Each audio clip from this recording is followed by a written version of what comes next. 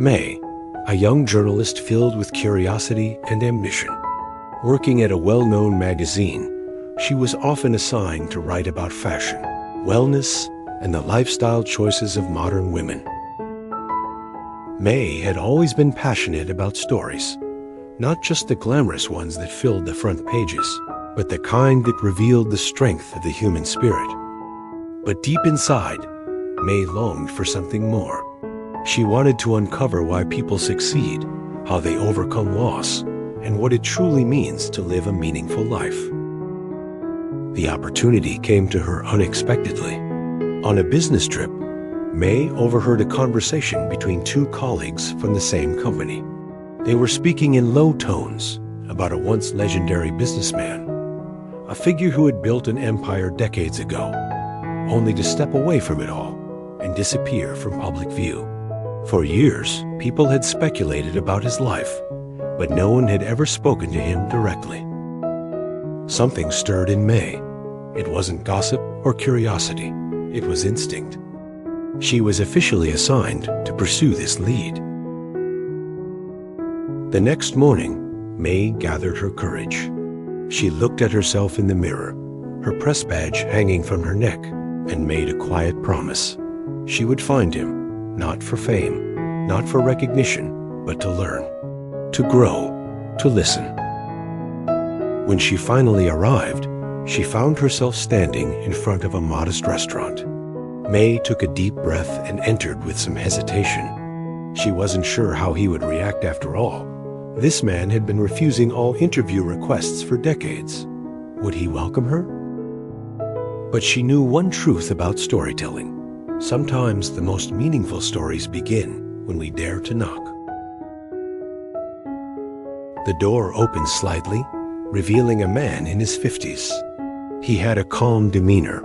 His eyes were deep but kind.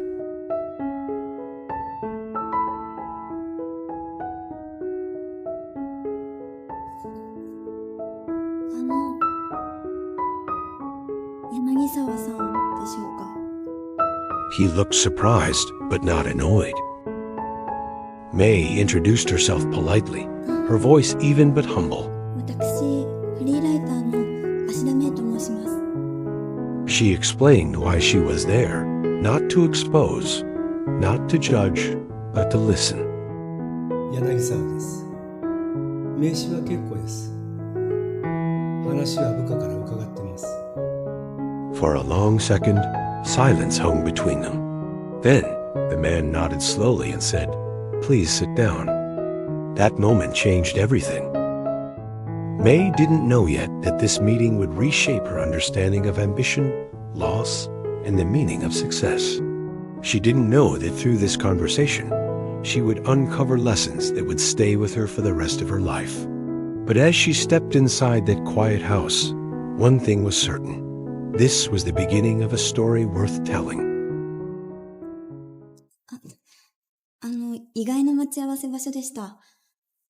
町外れの庶民的なお店ですね。こういうところも行かれるんですね。この店は、私がチェーン展開事業を起こす前に、初めて作った1号店なんですよ。そうなんですね。何も知らずに、申し訳ございません。記者だか、編集者だか知りませんが、私はインタビューに一切受けません。I haven't spoken to a journalist in a very long time, he said. May smiled, careful not to rush. That's all right, she replied. I'm here to listen, not to rush you. The first interview did not end as expected, but May did not give up. She once again sought him out. もう少しお話を聞かせてくださ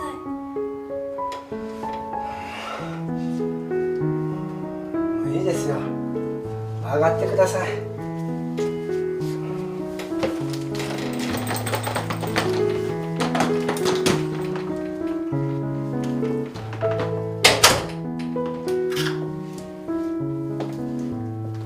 Soon, he started to share memories, the early days of his business, when he and his partners worked from a tiny rented room with almost no resources. He spoke not with pride, but with nostalgia. May listened carefully, jotting down notes, but more importantly, absorbing his tone, the mix of gratitude and quiet humility that came only from hindsight. As the story unfolded, she began to realize this was more than a business success tale. It was a lesson in perseverance, teamwork, and integrity. He told her about the nights when he slept in the office, the challenges of keeping his team motivated, and the mistakes that taught him patience. There was no bitterness in his words, no exaggeration, just truth. May felt an invisible thread connecting them. Though decades separated their experiences, she understood what he meant. As a young journalist, she too was learning that success required not only skill, but also empathy, the ability to see the human side of every story. May realized she was witnessing something precious. As she left the house that evening, May felt a spark of excitement she hadn't felt in years. It wasn't the thrill of getting an exclusive interview. It was the feeling of discovering something true, something that mattered. 奥様。奥様って。これ以上柳沢さんに怒られます。もっと聞かせてください。Days passed, but the memory of that first conversation lingered in May's mind. May knew she wanted to see him again, not only to continue the interview, but to understand what happened after success. Why does someone step away from everything they've built? What does peace really mean to those who once had it all? So May went to him again. The old house sat quietly by the sea, the ivy now tinged with early autumn colors. When he opened the door this time, the old businessman looked amused. They sat once more by the low table, and the air between them felt lighter now. The familiarity of two people who had begun to trust one another. But this time, May sensed a story untold, something behind his calm demeanor, a shadow of reflection that had yet to be voiced. He began to share the part he had avoided before, the period of exhaustion and uncertainty that came after success. May found herself deeply moved by his honesty. Most people shared stories of victory. Few had the courage to talk about the cost. She thought about her own life, the long hours, the restless desire to prove herself, the unspoken pressure to keep up in a world that never slowed down. Perhaps she too was climbing without knowing why. The realization stung, but it also freed her. May felt as though she had walked through decades of wisdom in a single afternoon. The horizon glowed softly, and the waves rolled against the shore in rhythm with their shared silence. May didn't feel like a reporter finishing an interview. She felt like a student leaving a classroom, her notebook full, her heart quiet, and her purpose somehow clearer than before. And for the first time, she realized that listening had changed her far more than writing ever could.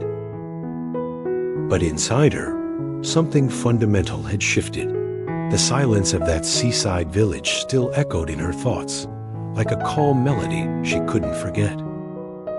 She thought about how much of her life had been spent building her career, her reputation, her image as a capable journalist. But had she ever paused to ask what all that was for? The truth was, she hadn't. And maybe that was the first step toward change, acknowledging it. Over the next few days, she decided to slow down. She still worked hard, but she began to listen more, not only to her interview subjects, but to herself. When writing, she allowed space for silence, for reflection. Her articles started to change in tone. They became gentler, deeper, more human. Readers noticed. Messages poured in from people saying her latest stories felt comforting, relatable. that they reminded them to appreciate the present moment. May smiled when reading those words. She realized that storytelling wasn't about being heard. It was about helping others hear themselves. One afternoon, she received a handwritten letter. The return address made her heart skip. It was from the old businessman. Inside, the letter was short but profound. Dear May, the waves here are calm today. Your visit reminded me that stories don't end when we stop telling them. They continue in those who listen. Keep writing, not to impress, but to illuminate. Your friend. She held the letter for a long time, feeling its weight, not of paper, but of meaning. It wasn't just encouragement. It was a passing of a torch. May realized then that success had never been about reaching the top. It was about staying grounded while climbing. The businessman's life had shown her that true achievement isn't measured in titles or trophies, but in the peace you find when your work aligns with your values. And for May, that was the true reward.